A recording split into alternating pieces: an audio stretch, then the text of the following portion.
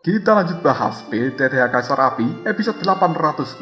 Oke lah, gak usah banyak mang-ming-meng, kita langsung masuk aja ke pembahasan.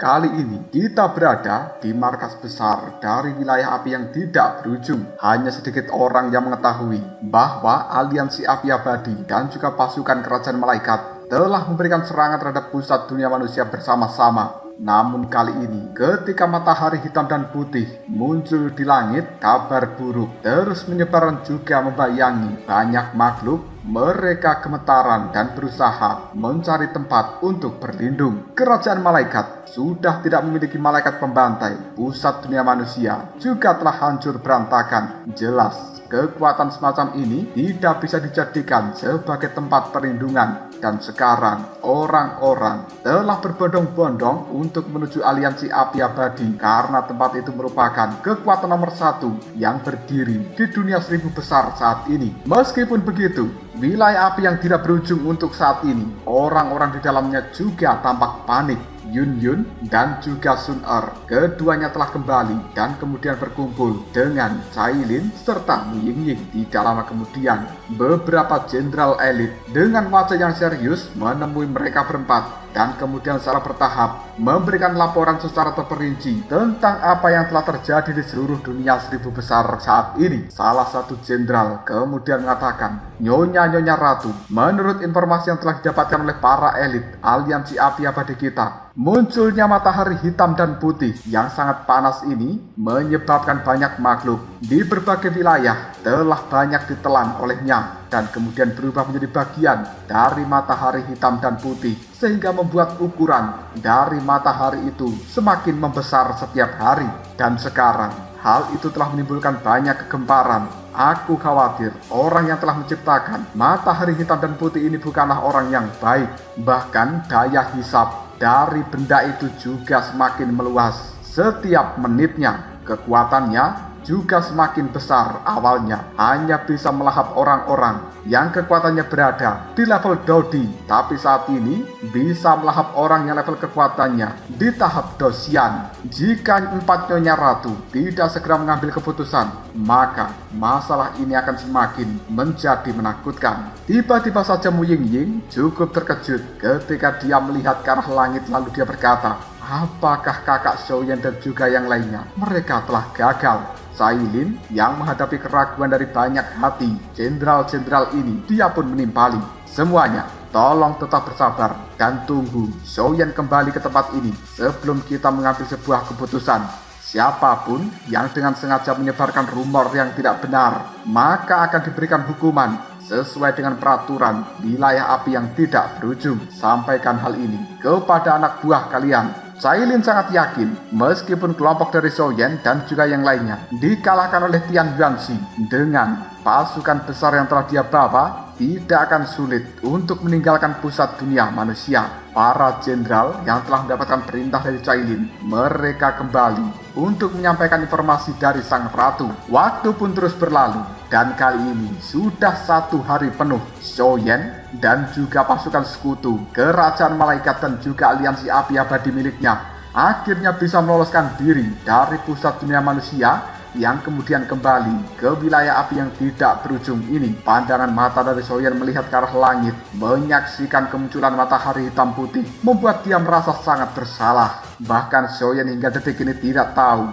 apa yang sebenarnya dilakukan Tian Yuanxi dan juga Di Yuanxi di dalam matahari hitam putih itu. Melihat kemunculan dari seorang Xiaoyan, tiba-tiba saja Sun Er berlari ke arahnya sambil berkata, kakak Xiaoyan, akhirnya kau bisa kembali dengan selamat. Pasukan yang telah dibawa oleh Xiaoyan, raut wajah mereka semuanya pucat. Jelas untuk bisa melarikan diri dari pusat dunia manusia harus membayar harga yang mahal. Tiba-tiba saja Xiaoyan melihat pada Sun Er ini dan dia berkata, Sun Er, kerahkan seluruh kekuatan aliansi api abadi kita dan adakan pertemuan untuk dunia 1000 besar besok. Kali ini kemunculan matahari hitam dan putih adalah bencana yang sebenarnya. Jadi kita tidak bisa menunda untuk melakukan pembahasan tentang hal ini. Sun Er pun segera menyampaikan perintah dari Soyen kepada para jenderal di tempat ini, yang kemudian jenderal-jenderal itu pun mulai menyebarkan undangan kepada seluruh para pemimpin-pemimpin dari klan-klan yang berada di dalam dunia 1000 besar ini. Pasukan koalisi yang telah dibawa Soyen kini kembali ke tempat masing-masing untuk memulihkan diri, sementara Soyen juga masuki ruang rahasia untuk retreat. Kali ini di tangan dari Soyen sudah memiliki 4 bola roh,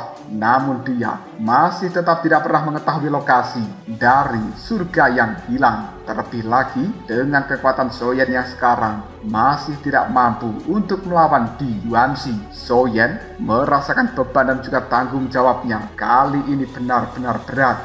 Jika matahari hitam dan putih tidak bisa ditangani dengan benar, maka seluruh dunia 1000 besar mungkin akan hancur dalam sekejap. Hari kedua kini telah tiba. Banyak sekali tokoh-tokoh kuat dari dunia 1000 besar. Mereka telah berkumpul di altar api abadi dan menunggu Soyen serta yang lainnya muncul. Mereka semuanya hanya bisa menggantungkan harapan yang besar kepada kelompok Soyen ini.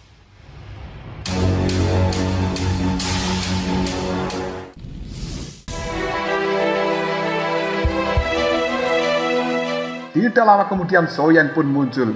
Dia menatap pada sekelompok orang kuat yang merupakan tokoh-tokoh utama dari dunia 1000 besar sambil berkata, "Semua orang, aku mengucapkan terima kasih banyak atas kehadiran kalian." Salah satu orang tua kemudian berkata dengan cemas, "Tuan Soyen, Tuan Raja Suci, sekarang apa yang telah terjadi pada dunia 1000 besar kita? Matahari hitam dan putih itu terlalu aneh, ukurannya juga terus meluas. Bahkan hal itu telah melahap banyak kekuatan dan juga makhluk hidup di dalam dunia 1000 besar ini." Soyen pun mulai memberikan penjelasan dan tidak ada apapun yang dia sembunyikan. Itu merupakan mahakarya dari pemimpin pusat dunia manusia. Dia ingin menggunakan formasi para dewa untuk menyerap seluruh kekuatan langit dan bumi di dalam dunia 1000 besar dan kemudian membukakan jalan bagi dirinya untuk mencapai kekuatan dari level dewa perang. Tokoh-tokoh kuat pun terkejut. Apa? Mahakarya pemimpin pusat dunia manusia untuk mencapai level dewa perang? Selama ini mereka semuanya mengetahui bahwa pemimpin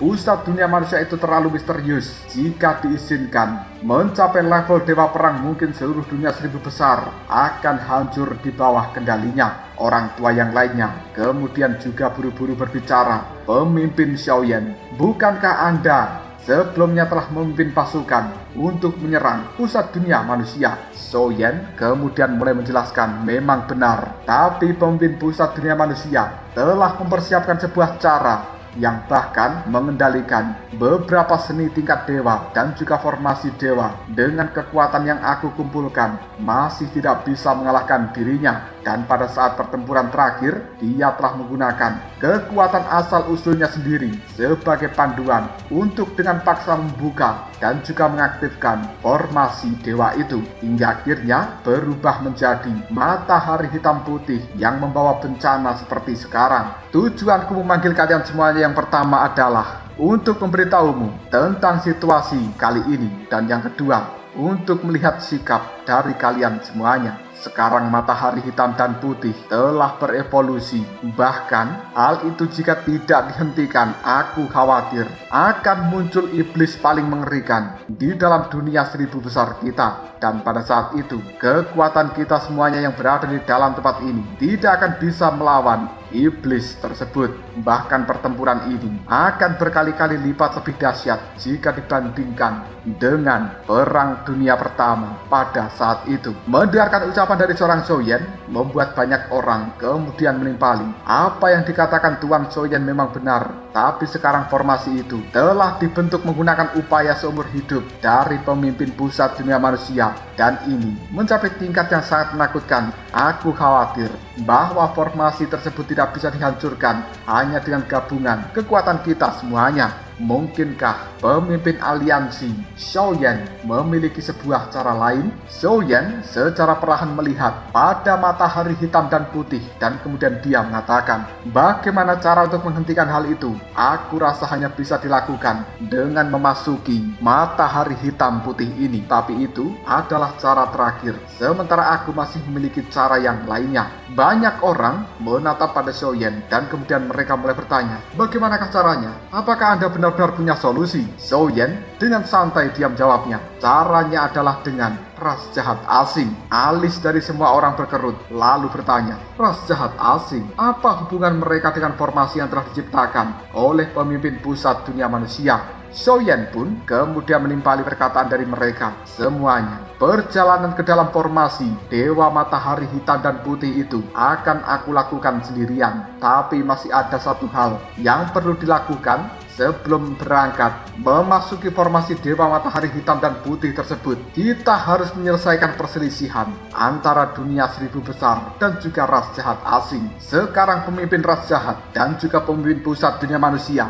telah terperangkap di dalam matahari hitam dan putih. Maka dari itu, orang-orang kuat dari ras jahat asing sudah tidak memiliki pemimpin lagi. Dan ini adalah waktu yang tepat bagi kita untuk mengepung dan juga menekan mereka sepenuhnya. Nanti, jika hal ini sudah selesai, aku secara pribadi akan masuk ke dalam formasi Dewa Matahari Hitam dan Putih sendirian. Dan aku sebenarnya juga membutuhkan beberapa hal dari ras jahat asing. Banyak orang kemudian mengatakan, baiklah, jika begitu mari kita serang ras jahat asing dan kita harus memperbaiki dunia seribu besar ini. Mohon bimbingan dari pemimpin Xiaoyan. Mendengarkan ucapan dari orang-orang tersebut membuat Xiaoyan tersenyum dan kemudian dia mengatakan, jika begitu kita semuanya telah mencapai kesepakatan dan kuanggap pertemuan hari ini sudah berakhir. Kalian semuanya kembali ke dalam sektor masing-masing. Kumpulkan seluruh kekuatan. Dan besok siang, kita semuanya akan bergandengan tangan menghancurkan markas ras jahat asing yang berada di dalam dunia Buddha.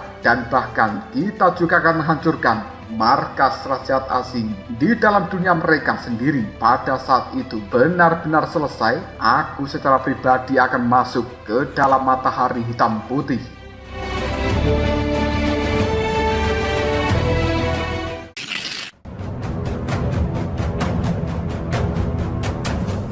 Mendengarkan ucapan dari seorang Xiaoyan membuat semuanya hanya bisa menganggukkan kepalanya dan kemudian mulai membubarkan diri masing-masing. Setelah pertemuan itu berakhir, wilayah api yang tidak berujung kembali menjadi tenang. Di dalam istana yang besar, kali ini sudah ada Xiaoyan bersama dengan 4 istrinya yang sedang berkumpul. Namun situasi di dalam tempat ini menjadi cukup menegangkan. Sambil melihat ke arah 4 istrinya, Xiaoyan pun mulai berbicara. Besok aku akan memimpin seluruh pasukan koalisi dari dunia seribu besar untuk memusnahkan ras jahat asing. Sementara kalian berempat mungkin harus tetap tinggal di tempat ini untuk melindungi markas besar wilayah api yang tidak berujung. Mu Yingying melihat pada Xiaoyan dan kemudian dia tidak tahan lagi untuk langsung bertanya, masalah yang terjadi di pusat dunia manusia, sepertinya kau telah menyembunyikan sesuatu. Coba ceritakan yang sebenarnya tanpa harus kau tutup-tutupi. Berdasarkan pemahaman seorang Mu Yingying terhadap Xiaoyan,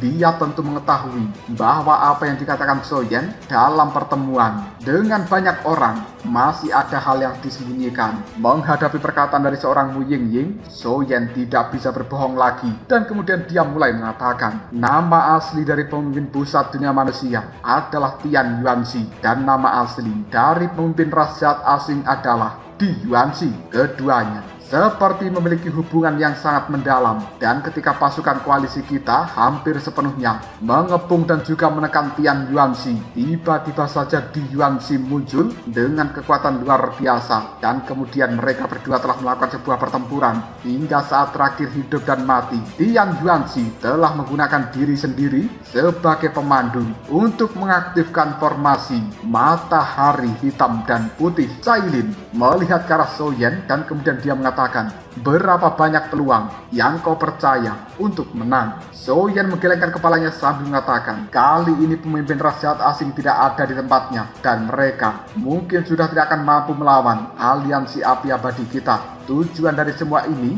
hanyalah supaya aku bisa masuk lebih jauh ke dalam dunia dari ras jahat asing yang kemudian mencoba melakukan penyelidikan secara detail tentang asal-usul di Yuanxi ini. Dengan begitu mungkin aku akan menemukan sebuah cara untuk bisa mengatasi bencana dari matahari hitam dan putih. Mendengarkan ucapan dari seorang Soyen membuat Yun Yun tiba-tiba saja berdiri. Dengan pandangan mata yang tajam dia mengatakan, kali ini mari kita ikut bersama dengan Soyen. Bagaimanapun nasib dari dunia seribu besar akan ditentukan dalam pertempuran terakhir. Jika kita menang maka semuanya akan bahagia. Namun jika hasilnya adalah yang terburuk sekalipun, selama aku bisa bersama dengan dirimu, mati pun aku tidak menyesal. Mendengarkan ucapan dari seorang Yun Yun ini membuat 3 istri Soyen yang lain hanya bisa menganggukkan kepalanya dengan cara yang cukup setuju. Soyen kemudian menggelengkan kepala sambil mengatakan, baiklah, jika itu sudah menjadi keputusan kalian. Tidak lama kemudian, sebuah suara telah muncul dari portal dimensi yang berada di dalam istana ini. Soyen, Soyen,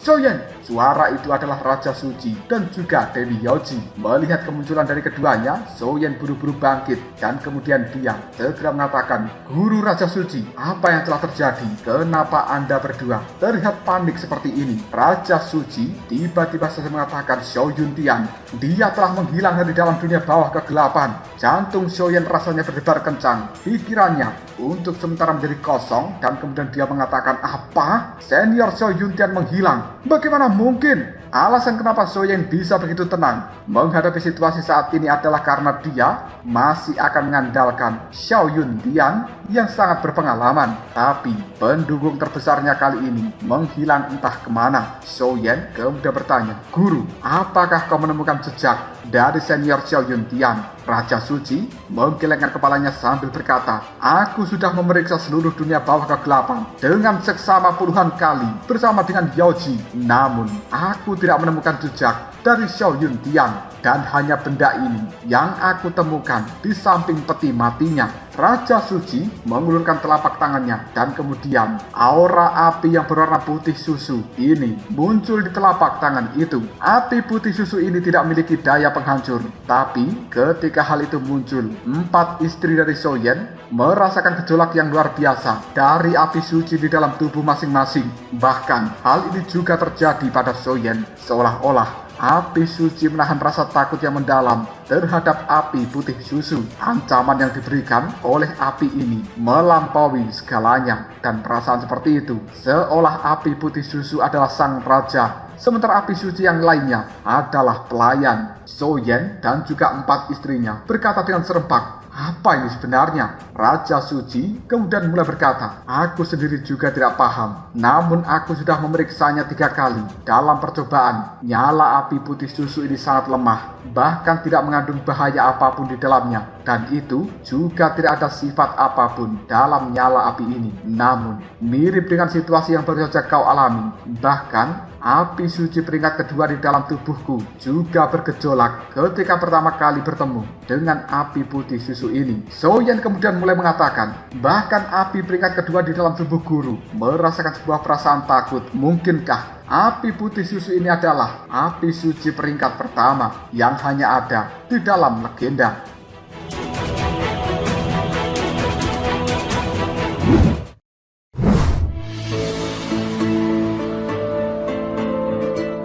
Raja Suci menggelengkan kepalanya sambil berkata, mustahil untuk bisa menentukan apakah ini api suci peringkat pertama atau bukan. Tapi api suci yang sekarang jika dibandingkan dengan zaman kuno memang kekurangan unsur keilahian. Beberapa api baru mungkin juga memiliki kekuatan semacam ini. Tapi diriku sendiri masih ingin memberitahu kau beberapa hal yang cukup samar. Kali itu aku telah mendapatkan informasi bahwa dahulu kala terdapat api suci peringkat pertama dan juga senjata ilahi peringkat pertama di dalam dunia 1000 besar. Keduanya hampir berada di atas segalanya, namun tidak pernah seorang pun melihat penampakan dari kedua benda ini. Bahkan setelah bertahun-tahun lamanya Catatan di antara kedua benda itu sepertinya menghilang. Hanya beberapa buku kuno yang berharga yang memiliki catatan ini. Tapi seiring berjalannya waktu, buku-buku kuno itu juga menghilang. Seolah ada seseorang yang dengan sengaja menghapus hal ini. Keempat istri Soyen kemudian berkata, api suci peringkat pertama, senjata ilahi peringkat pertama, Yun Yun dan juga Cailin saling berpandangan satu sama lain. Dewi Yoji tiba-tiba saja juga mulai mengatakan, apakah kau ingat tentang ceritaku di masa itu? Ada sosok misterius yang secara diam-diam mengejar dan akan membunuh diriku.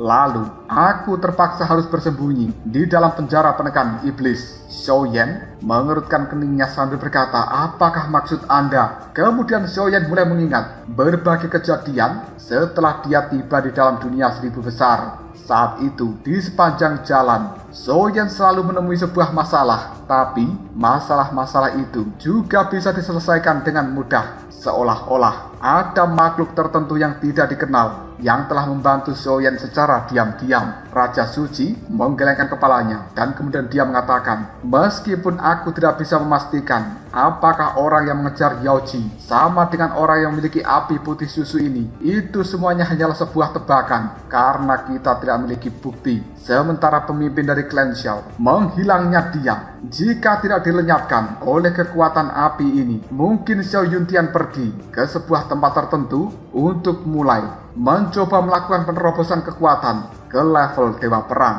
Soyen menggelengkan kepalanya dan kemudian dia berkata, situasi saat ini lebih serius dari apa yang kuduga. Pada akhirnya, Soyen pun mulai membahas bersama dengan 4 istrinya tentang pertempuran yang paling menentukan esok hari.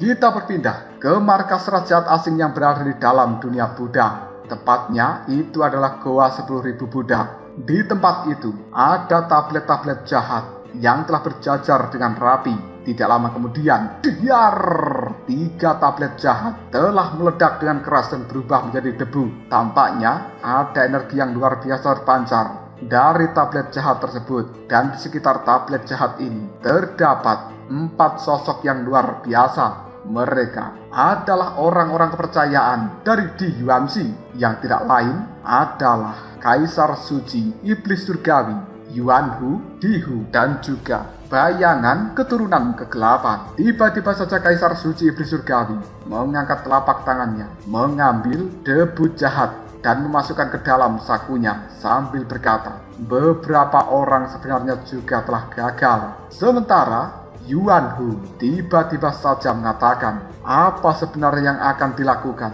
oleh Nona Di Yuanxi sekarang setelah dunia seribu besar dilanda konflik internal. Aliansi Api Abadi telah mengerahkan seluruh kekuatan untuk menyerang pusat dunia manusia, dan ini adalah waktu yang terbaik bagi kita rakyat asing untuk menyerang dunia seribu besar. Kenapa Kaisar Suci Iblis Surgawi tidak memberikan perintah untuk menyebarkan pasukan ke dalam dunia seribu besar itu? Kaisar Suci Iblis Surgawi kemudian menggelengkan kepalanya sambil berkata, jangan gegabah, visimu itu terlalu sempit. Memang kita ingin mendapatkan, tapi bukan hanya dunia ini. Kaisar Suci Iblis Surgawi adalah satu-satunya orang yang mengetahui ambisi dan juga tujuan seorang Di Yuanxi. Sementara Dihu kali ini mengatakan, rencana dari Nona Di Yuanxi terlalu beresiko jika saat ini dunia seribu besar menyerang wilayah kita. Aku khawatir.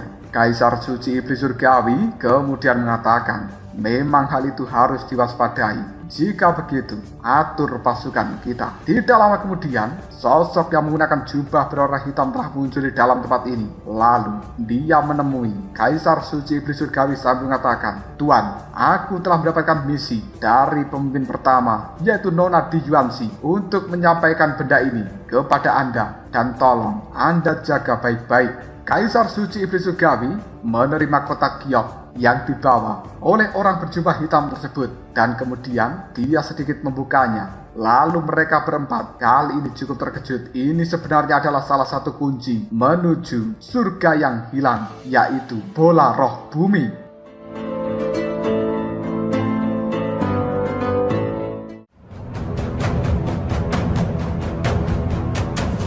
Lalu apakah yang akan terjadi selanjutnya? Mungkinkah dengan bola roh bumi ini, Kaisar Suci Ibu Surgawi akan mampu memata-matai letak dari surga yang hilang tersebut? Jika kalian penasaran, tunggu aja jawabannya di next video. Ngobrol sob.